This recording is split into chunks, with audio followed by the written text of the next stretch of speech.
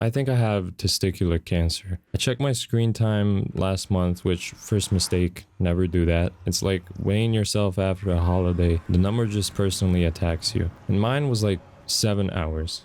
7 on my phone in one day. And I sat there like, what did I even do for 7 hours, you know? I couldn't tell you. I genuinely could not tell you one thing I looked at. And then I scrolled to the little breakdown it gives you. 3.5 of those 7 hours were just short form videos. TikTok, Reels, YouTube Shorts, you name it. 3.5 hours of just watching clips. I couldn't name a single one an hour later. And that's when that part kind of got me. Not even the 7 hours, but just the fact that I didn't actually watch anything. I just got watched. The algorithm ate and I was the meal. Here's the thing I don't think people admit enough. I wasn't even enjoying that. It's the weird part about it.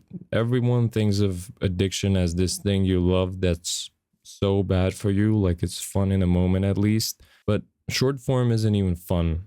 You don't love it, you don't like it, you just can't stop. And I'm not the one to, shit on short form videos. I'm not trying to, promote something of mine and I'm shitting on the competition. But I personally just don't enjoy it. It's just so hard to stop. Like I'd pick up my phone to check the time, just the time. And then 40 minutes later, I'm watching some guy pressure wash a driveway while a robot reads me a Reddit story that never happened. And I don't even know. I don't even remember deciding to do that. My thumb just kind of goes in its way. And it keeps getting weirder too. You've noticed this. It used to be actual people doing things. Now, half my feed is just AI. It's a fake voiceover over a stolen clip, over a little strip of Subway Surfers at the bottom so your brain physically can't look away. They're not even making videos anymore. They're just making slop. I finally understood when people just comment AI slop. I understood what they're talking about, but it's engineered to be exactly interesting enough that you don't leave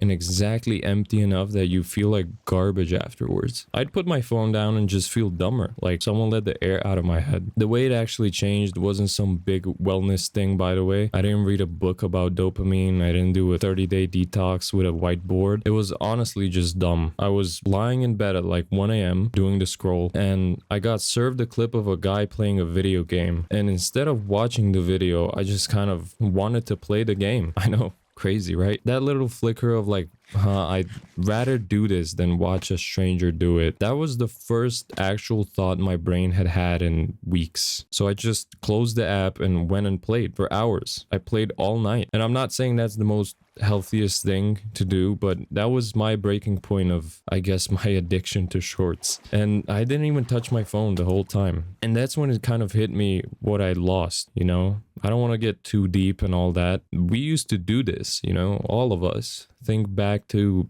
before the feed. Gaming as a kid wasn't, background noise. It wasn't just a background video. It was the whole thing. You'd come home from school and the best part of your entire day was just sitting under your TV in a little plastic box waiting for you. Remember having to wait for stuff? I'm not saying, the new age is bad, the technology, it destroyed us. I'm not saying that. Steam is great. All of these like platforms, you basically have games at your fingertips, but there's just something about, a game coming out and it doesn't get streamed instantly into your face. You save up or you begged your parents or you waited for your birthday and then you'd finally get it and you would be reading the back of the box in the car the whole way home like it was scripture. It was like a physical box that you could touch and grab with your hands. It felt more real. Remember being stuck in games? Genuinely stuck on a level for days. There was no skip button, there was no tutorials,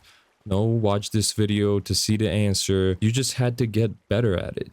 And the day you finally beat it, nobody clipped it, nobody monetized it, it didn't go viral, it was just yours. This quiet little thing that happened in your living room that just meant everything to you. And that's the part that's just gone, I think. Games used to ask something of you. Patience, attention. They expected you to actually show up. I'm not being judgmental.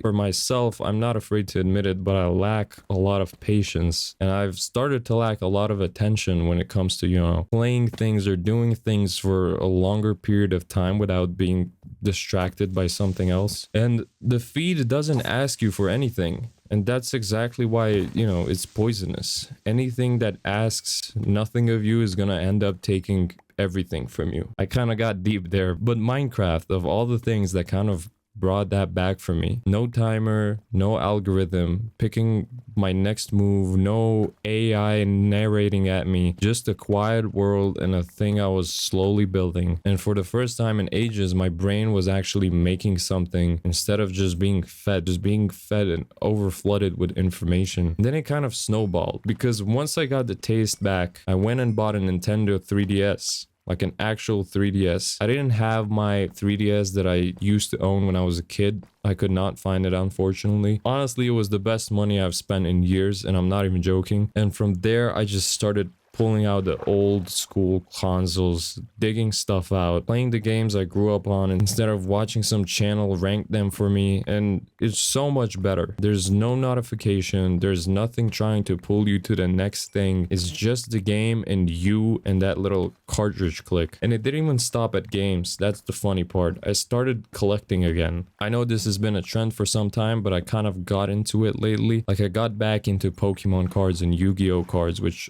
I used to collect manically when I was a kid. I know how that sounds, you know, a grown adult buying card packs. There's just something about, it's just something about the physical cards that the phone just cannot give you. It's a physical thing. You actually hold it. You open a pack and you don't know what's in it, and there's no algorithm deciding it for you. It's just luck and a little cardboard, and the exact same feeling I had when I was 9. I genuinely rather sit there sorting cards for an hour than scrolling for 5 minutes, which is wild to say out loud, but it's true. I'm not gonna sit here and lie to you and say I'm cured, because that's the part these videos always fake. I still pick up my phone. These apps are still on there whispering. I didn't delete everything and move to an isolated cabin, but the number went down, and honestly, more than the number, the feeling went down. Like, I can actually sit with one thing now for more than 90 seconds without my hand twitching towards the screen. I finished the whole game start to finish with my own 2 hands, and I remember every part of it. You cannot say that about 3 hours of shorts. You can't name one of them. So that's kind of the whole trick I figured out, if there even is one. You don't beat this stuff by white knuckling nothing, by just sitting there trying to scroll. You beat it by filling the hole with something that actually gives a bit back. And for me, that was just gaming, the thing I already loved, but the feat taught me to love being numb. So yeah, go check your screen time. I dare you. It's free and it'll humble you instantly, and then maybe just go play the thing instead of watching a clip of the thing. If you've got a game that pulled you out of the scroll, drop it in the comments. I'm building a list because my attention span needs the help. I'm still not cured. And subscribe if you'd rather your brain be a garden than a feeding tube. Go play Minecraft. That counts as going outside, by the way, I've decided.